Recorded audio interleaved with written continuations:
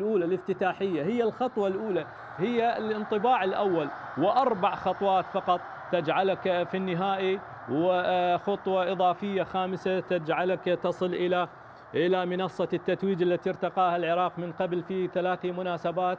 بايش وحسين جبار، وفي المقدمة أيمن حسين، وكرة أولى وبايش في التسديد وتسديده وتصل إلى الحارس ويتصدى، لم تخرج منذ عام 1994، يعني وين في القرن الماضي. وبعدها صاحب الضيافة في مباراة الافتتاح لا يفوز. كرة عالية خطيرة داخل منطقة الجزاء، والمتابعة موجودة وخطيرة جدا. يمتعون بالأجواء وببطولة كبيرة مثل بطولة الخليج ويدعمون البصرة، وكرة عالية وأمجد بالرأس، ممتاز الارتقاء، ممتاز الارتقاء. عيدها في الخلف، والتمريرة الأمامية، خطير المنتخب العماني، خطير المنتخب العماني، خطير المنتخب العماني، والتغطية ممتازة من علي فاز، ممتازة التغطية والتسديدة القوية لكن بعيدة بعيدة وبعيدة وبعيدة جدا. لا نام. نشوف ممكن الشوط الثاني، ممكن أن نشاهد ما الذي يجري في الشوط الثاني في هذا كذا مباراة. كرة خطيرة، كرة خطيرة، ودخول داخل منطقة الجزاء وتسديدة، ولكن أيضا متابعة من جلال إلى حسين علي، والتمريرة الممتازة.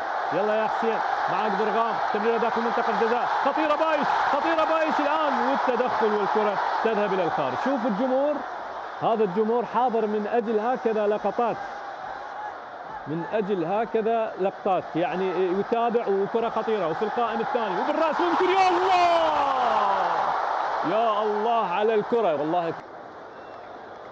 إلى المعمري، قريب اللاعب راشد العلوي، راشد العلوي في التسديد، كرة خطيرة، يا الله على هذه التسديدة. حاول أن يمر هنا أمجد عطوان، مررها إلى أيمن، وبايش في المتابعة، بايش في المتابعة وأيمن وأمجد عطوان، لكن أيضا الخروج الممتاز من إبراهيم المخيني يسيطر على كرته ويرتاح. يعني مباراة صعبة بالتأكيد، مباراة الافتتاح، لكن الشوط الأول كان مخيب جدا. هجوم ممتاز من الجانب الأيمن، والتسديدة، والكرة تمر ومرت هذه الكرة. حاول ومحاولة التسديد وتسديدة لكن بعيدة. المحصلة النهائية المنتخب العماني أفضل. يسدد خيسوس، ينتظر شيء، نحن ننتظر شيء، الجماهير تنتظر، وتسديدة من درغام، يا الله على العارضة والتصدي من الحارس. ونقطة بنقطة حبايب، لا غالب ولا مغلوب في مباراة الافتتاح سادة الكرام. إذن ينتهي هذا اللقاء، مباراة الافتتاح، بتعادل أبيض بين المنتخب العراقي والمنتخب العماني، وتستمر عقدة المباريات الافتتاحية لصاحب الأرض للنسخة 13 تواليا. سادة الكرام شكرا لكم، نعود إلى الاستوديو التحليلي والزميل سيف الباشا.